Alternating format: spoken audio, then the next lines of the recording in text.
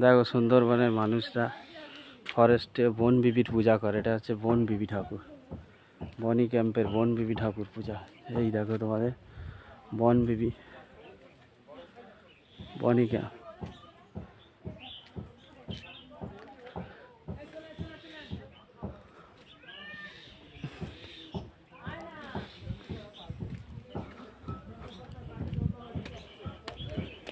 এই দিকটা কি আছে?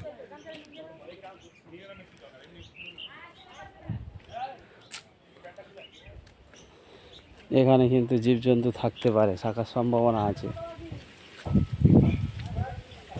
কাঁটাতার দিয়ে ঘেরা, বাঘ আসে মাঝে মাঝে, যদিও বাঘ দেখা ভাগ্যের ব্যাপার।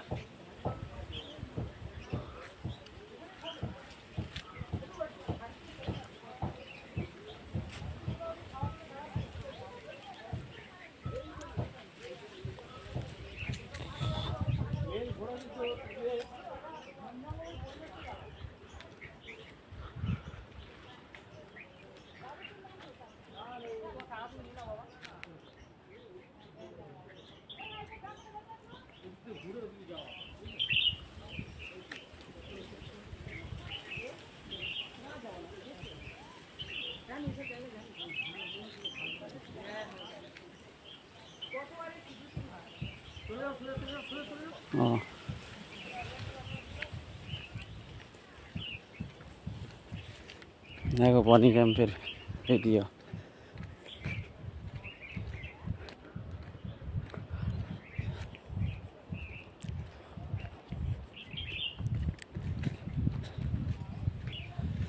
ফরেস্টের মধ্যে কত সুন্দরভাবে ঘুরছি।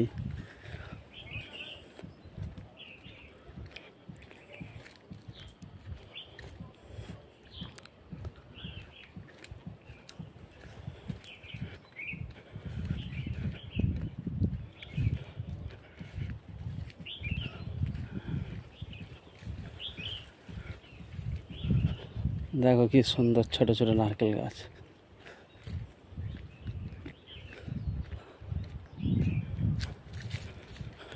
এখানে কিন্তু কাঁটা তার দিয়ে ঘেরা, যে কোনো সময় বাঘ চলে আসতে পারে, হরিণ আসতে পারে।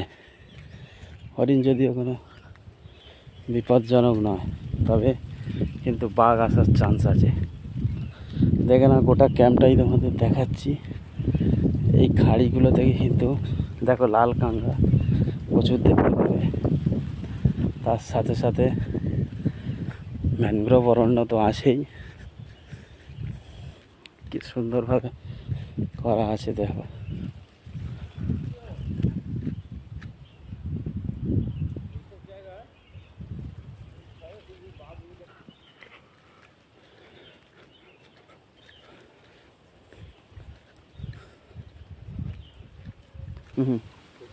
শীতেটা হবে তখন তো হাঁটা হবে না।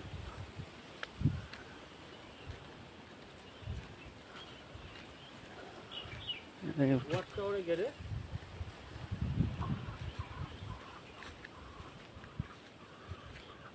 একটু বলে দিত, হরিণ হরিণ হ্যাঁ ঢুকে গেল, তখন ওইখানে হরিণ রেখে দেয়, আর বাঘ এসে অ্যাটাক করে।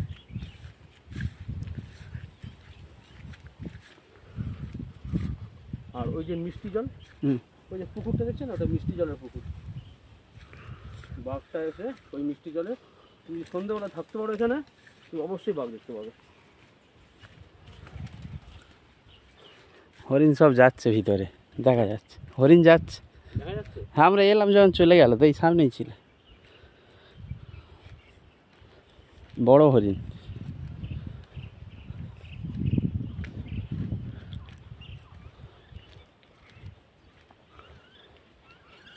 বড় একটা শোল মাছ,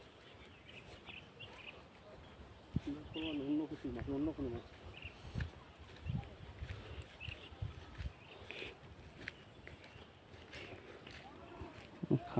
খাবার যায় এটা হরিণের, হরিণের হ্যাঁ, ও ছোলা পচে বাসি হয়ে গেছে।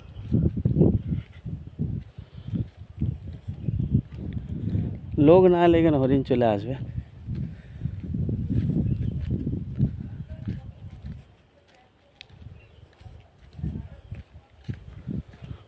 এইটা তার মানে বাঘ থাকে তাই তো?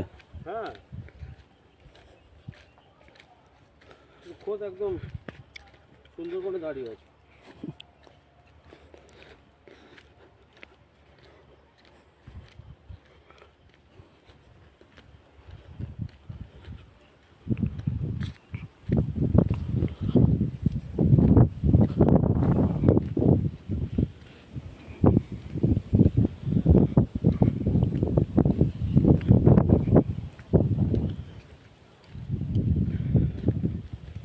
কুমির টুমির থাকে?